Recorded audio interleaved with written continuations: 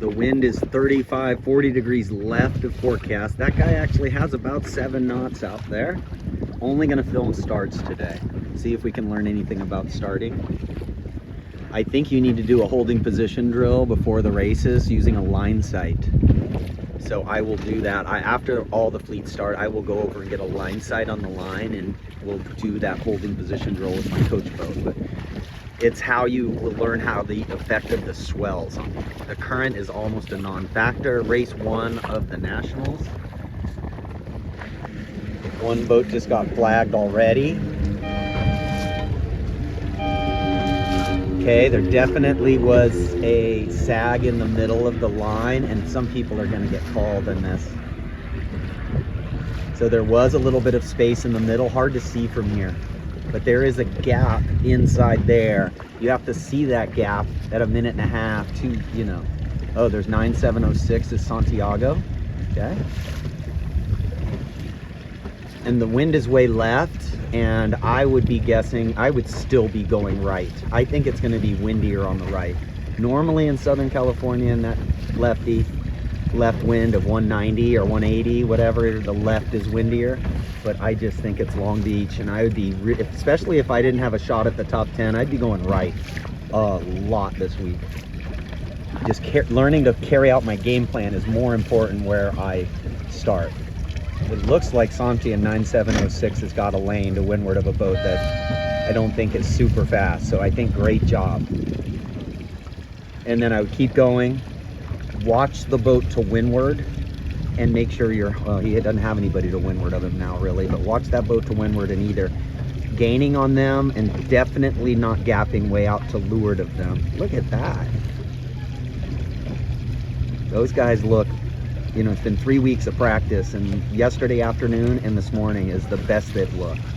Love it. The thing I learned is you don't know when they've moved the pin. The only way you know if they moved the pin is if you had a line sight. Now your line sight, if that guy's anchored, your line sight can be the guy calling the pin end. There's a little gap to the leeward of the middle. So at a minute and a half, you have to start seeing this stuff.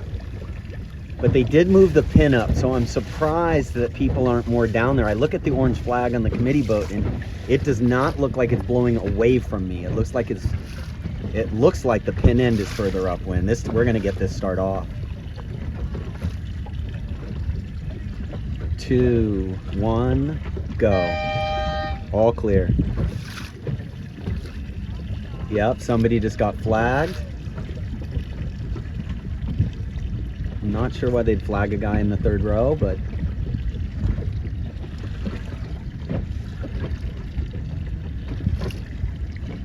so now I understand. I think the committee boat end was slightly favored. 7415 is not Zach, sorry, he's 741. Okay, only filming starts today. I think, you know, you can't really use a line sight until, you know, you could use it at 30 or 40 seconds.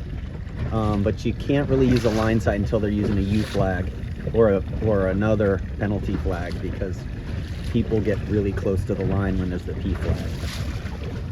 Okay, so I'm way below the line, and that boat was anchored out there, I believe. Where is he? Where is he? Copy, oh, 10005 OCS. Okay. Yellow So fleet. if I line up with that government buoy, Copy that, you should thank come you. over here between races, look over here, put yourself below the line, and just sit here and luff. I'm gonna line up, so I just guess on a safe line sight, I'm gonna line up with that channel buoy. Okay, so this puts me, I'm guessing right now, this puts me 2.5 lengths below the line. And I just sit here and hold position on that channel buoy right there.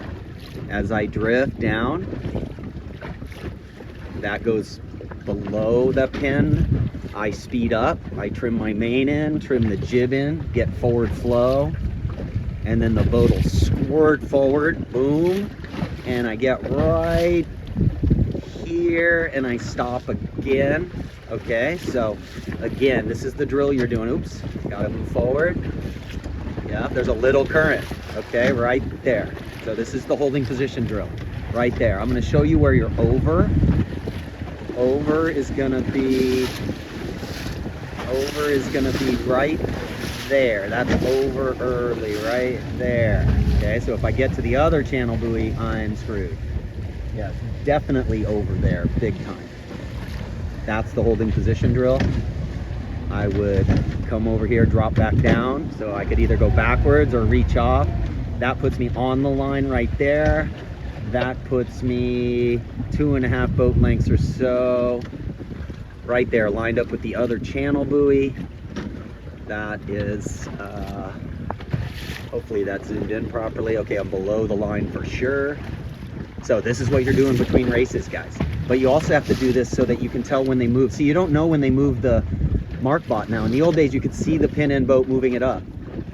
Now they just move it from the race committee. Actually, that red thing put me a long way below the line, but it's still a pretty good safe line sight.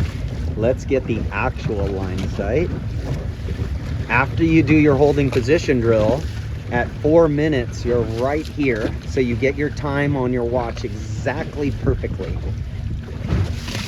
3 minutes, you check for kelp. 4 minutes, you're at the committee boat, getting the time, making sure you double check the course number. That happened at Cal State. Okay, there's the line sight right there. That's just below the line right there. Okay, so there's a little square building on the shore there. Okay, and then here we go. I'm gonna show you 5, 4, 3, 2, 1, go. Bam, right there. Okay, and then that is over early for sure. Yeah, that is over early.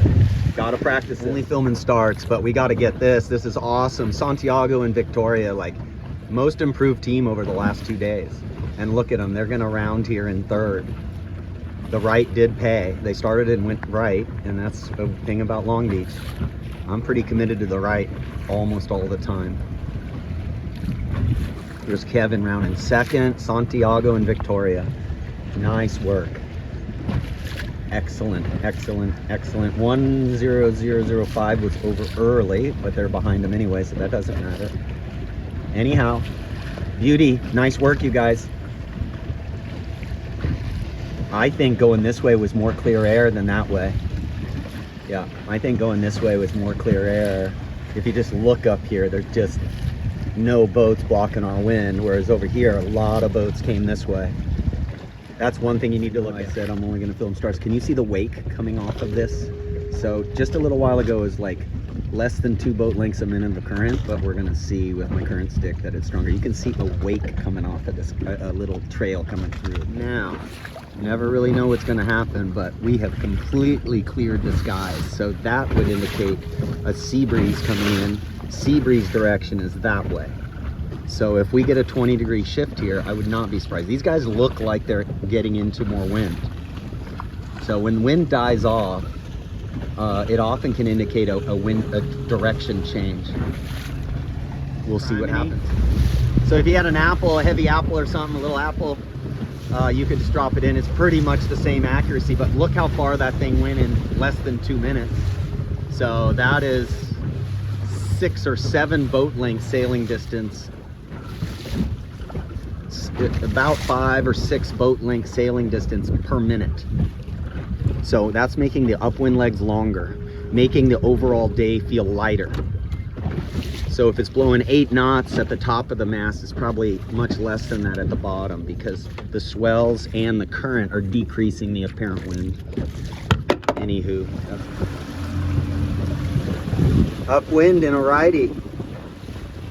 This is why you guys got to have a leeward takedown, and also the stretch and blow. He should pull the sheet in and blow the halyard and just sail upwind to the finish.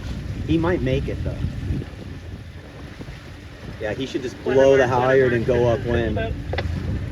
That's why when you guys look at me, I'm crazy when you got to learn how to do a leeward takedown. Yep, as soon as the last boat's He's going upwind with his kite. We're going to want to pick it up and have you drag it. So that's why you got to have a leeward takedown in your repertoire. We're going to reset the course. That was impressive, dude. You're talking about the one with Mark? Not one other boat was able to keep the kite up and finish. This guy is... Okay, they're reaching Mark. Look at this. We're going to start with you, Orange One. Race 2. Filming from the other end.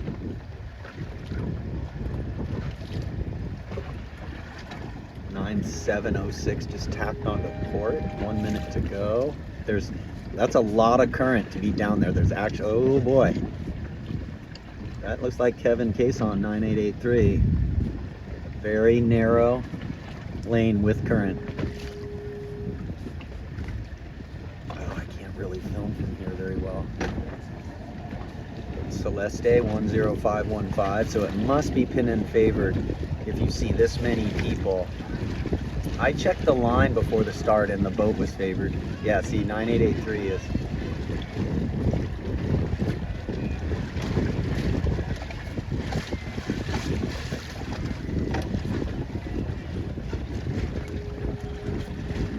God, I can't see the pin, unfortunately, so I can't tell if 9883 is gonna make it. I see 9706 in there. Wow.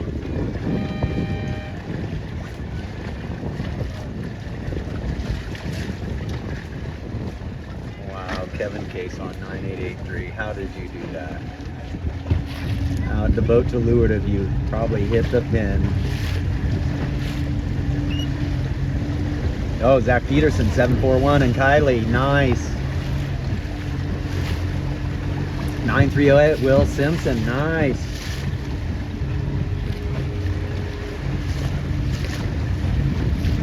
This has to be an oscillation. Oh, Zach got flagged.